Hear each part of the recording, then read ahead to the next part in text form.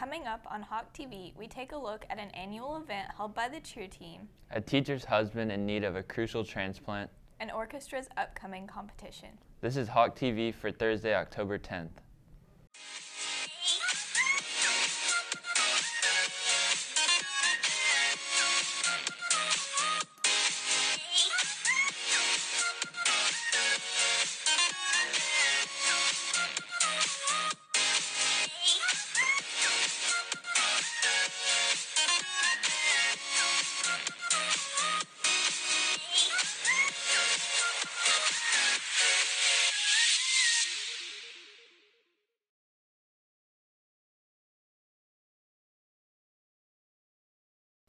Good morning, Hebron High School. I'm Ava Caballero-Romo. And I'm James Laird.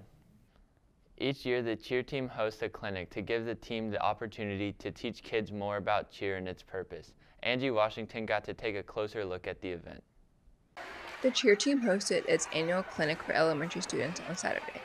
Coach Courtney Jackson and Captain Avery Evans say the clinic allows the kids to get introduced to Hebron cheer for the future.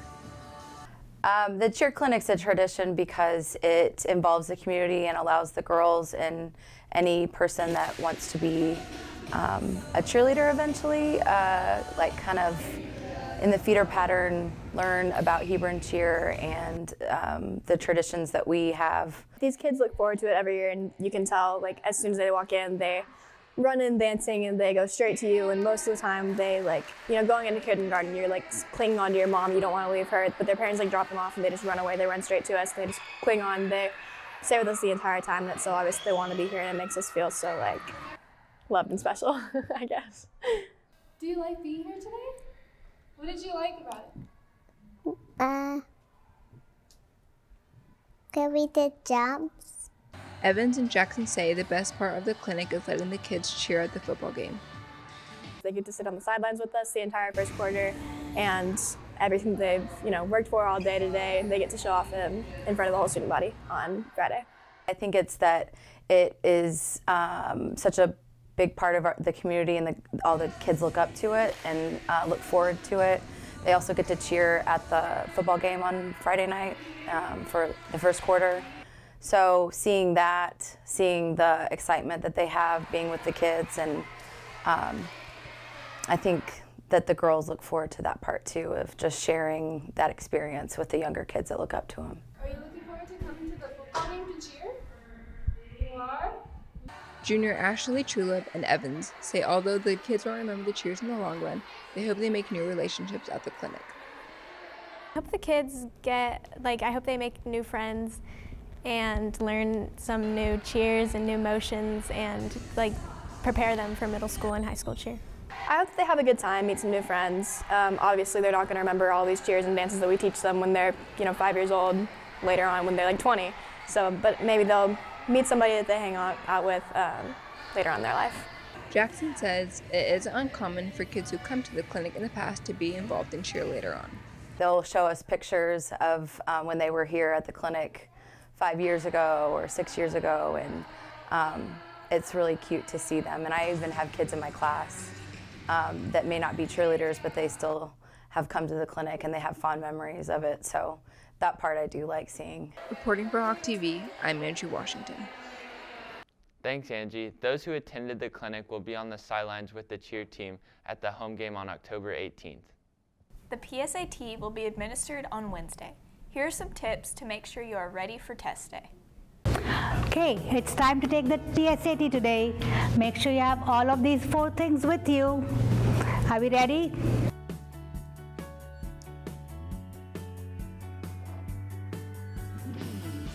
I am so ready for the PSAT today. Let's see if I have all my stuff. Wait.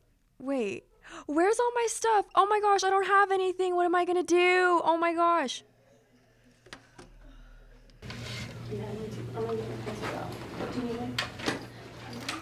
Oh, thank God that was a dream.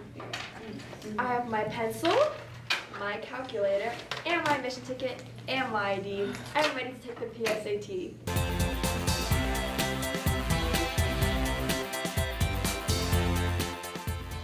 Testing will take place on October 16th in your assigned classroom. Art history teacher Jeanette Genuardi's husband has undergone surgery to replace and repair valves in his heart and has an LVAD, which is a battery-powered pump that assists the left ventricle in pumping blood to the rest of his body. Haley Pacheco takes a look into his journey. About 3 years ago, Robert Genuardi discovered he is suffering from heart failure, which requires multiple open heart surgeries and a transplant. Genuardi says he felt scared about the process. After I realized what was going on, the second time, I've had 2 surgeries now, the second time was scary. A doctor came in and was talking to me about death, was helping me get ready. And I actually had to get all my affairs in order before they would do my second surgery for the LVAD. They just was telling me that I need to prepare. Genuardi says he relies on his wife for almost everything. This right here can really makes me appreciate her more and more as my wife, because of the fact it's really consuming on her. I mean, it consumes me, but she's the one that gets the kudos for everything for putting up with all this. Jeanette says there have been struggles, especially while being in the hospital, but is thankful for the time that she has. We've tried to keep it as normal for the kids especially, but right now I'm just in fantasy time because I can, have the normal, but when he's in the hospital, it's a whole different thing. Because stuff like that, it definitely changes the way you think about day-to-day life. Because his condition is severe, Genuardi must undergo a 3rd surgery once he receives a match for his heart. Many factors come into play, such as genetics and size, when it comes to donor organs. He must lose 30 pounds in order to be optimal weight for a match. Once he receives the desired weight, he goes on the transplant list and will hopefully find a heart in under 30 days. Despite the need, he says it's overwhelming that a life is gone in order for him to live. I'm not waiting on a heart now. I gotta wait for somebody to die to get a heart. And that's sad. That's something that you really have to think about as a person with a conscience, that, you're literally waiting for somebody to die that matches you so they can put the heart in you. Genuardi's wife says how this experience has changed her outlook on illnesses. Before this point in my life, I've known people that had cancer, known people that have went through things, but until you experience the ups and downs, and you never know if you have, right now with the heart pump, most people live a good 7 years, and, if they don't have complications. And it's a pretty solid thing that he has, and you have to learn to live with it and to, make the best of the experience. As a child, Genuardi was encouraged by his mother, and her words have stuck with him. He says her advice is his motivation to keep going, and despite the odds, he says he continues to push through. I can still hear her voice telling me, don't ever give up. Never. We were taught to never give up, to fight for everything you got. Don't just lay down, let somebody run you over. A lot of people in my predicament have just laid down and just died, is what they told me. And they were expecting me to lay down and not go through all these procedures and just give up on life and, forget about it. But it's going to be all right. Reporting for Hawk TV, I'm Haley Pacheco. Thanks, Haley. Genuardi is waiting on a heart donor and then will prepare for his 3rd surgery. For the 2nd year in a row, orchestra will participate in the Allen PAC Festival, where they will perform and be recording their fall concert program for evaluation. Michelle Yu takes a look at how they've been preparing. The Chamber Orchestra has been preparing for the Allen PAC Festival to have its fall showcase recorded and judged to be submitted to TMEA. Conductor Matthew Cautivar explains the judging process of the festival.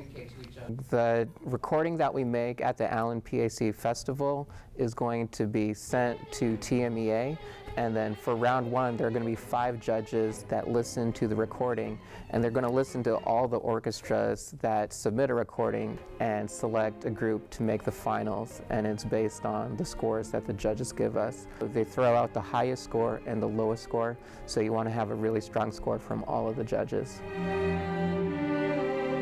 As concertmaster, Senior Grace Kang has the responsibilities of leading the orchestra and helps by working on the fall showcase music during the summer.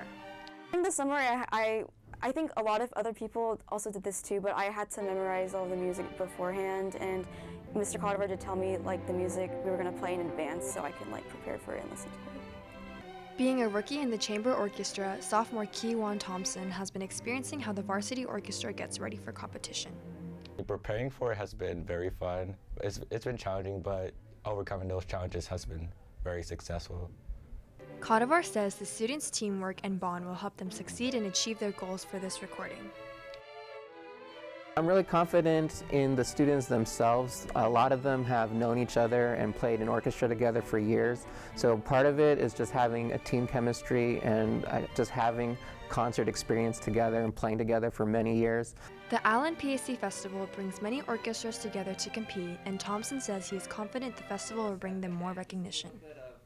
I mean, we all work great as a team. We listen to each other so we don't get lost, and yeah, we're gonna do great. It just really showcases, it just like brings Hebron Orchestra out there with the other orchestras, and it has like, I don't know, kind of brings like honor to our name. Reporting for Hawk TV, I'm Michelle Yu.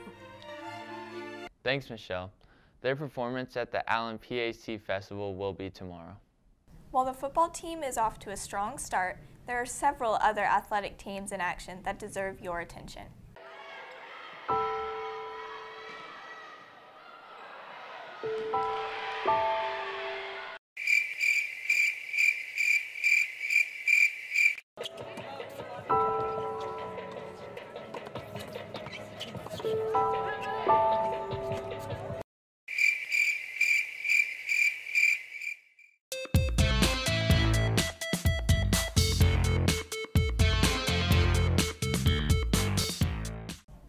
Be sure to support tennis in the playoffs this weekend, or volleyball as it takes on Marcus tomorrow. The football team is preparing to play against one of its biggest rivals, Marcus, tomorrow night. I take a closer look into how the team has prepared and feels about the game. The football team has started the season 4-1, and offense coordinator Jeff Hill says he's confident for this week's game against Marcus. Pretty confident in our game against Marcus. I think our kids they'll always be ready to come out and play, especially against Marcus. It is a rivalry game, and there's one thing our kids get up for, that's a rivalry game, and I know that we're going to have to go over there, and it's going to be a tough environment, but I know our kids are going to be ready for the challenge. Senior Franklin Estrada says Marcus will be good competition for the team to play against. I feel that the game against Marcus is going to be a really good matchup. I feel that it's probably going to be the best game we've played so far, most competition, and it's a big rivalry game. It has a lot to do with our playoffs. Hill says the team knows how to prepare and perform how they're supposed to for the game. We know how to prepare mentally, we know how to prepare physically, and we just go out and perform and execute and go play the game that we're supposed to play. Estrada says the team is more connected this year than past years, and that it will help them in the future. I feel that the team is a lot more cohesive than we were last year. I feel that we're a much more close-knit group. I feel we're more like a family. I think we can do more. We can go farther than we did last year. Reporting for Hawk TV, I'm Ava Caballero. The football team plays tonight at Marcus High School. Kickoff is at 7. The volleyball team plays Marcus tomorrow night after losing to them earlier in the season. Ellery Lyles takes a look into what they've been doing to prepare to play against them. The volleyball team has won 19 games and lost 10 thus far in the season. On September 17th, Marcus beat Hebron, and the team is hoping to come back and win against them tomorrow. Sophomore Payton Merrill and Coach Karen Keeney share what they've been doing to prepare for this game. Marcus is definitely someone in our district that we practice extra hard for because they are one of the more competitive teams in our district. We're working on getting a big block up. They have a middle that moved in this year that we knew nothing about when we saw them first round, and so we're going to kind of prepare for her because she's a pretty good little player. And then they're big outside. And so they played a heck of a match against us here at our own home, and we didn't respond to it very positively. And so I'm hoping this time around, it is a revenge match for us. It's my favorite kind of match. But I'm hoping this time that we respond a little bit better and a little more aggressively. Merrill says the team wants to correct its errors from the last time they played Marcus. I think the last time we played them, we had mental flukes and little mistakes that led up and made things harder than they had to be. Keeney says the team has improved since their last matchup. One of the things is serving. Our serving has gotten a lot better since we saw them first round. We're getting a more aggressive serve plus a more consistent serve. I think in that match we missed 15 serves, and it's really hard to beat teams when you're missing that many serves. Keeney says tomorrow night's match will have a big impact on the rest of the team's season. It is important to us. Coppell was a big win for us last Friday, and that puts us in a solid third. If we could catch Marcus, you know, that would give us more of a run for second, which is really where we would like to be at this point.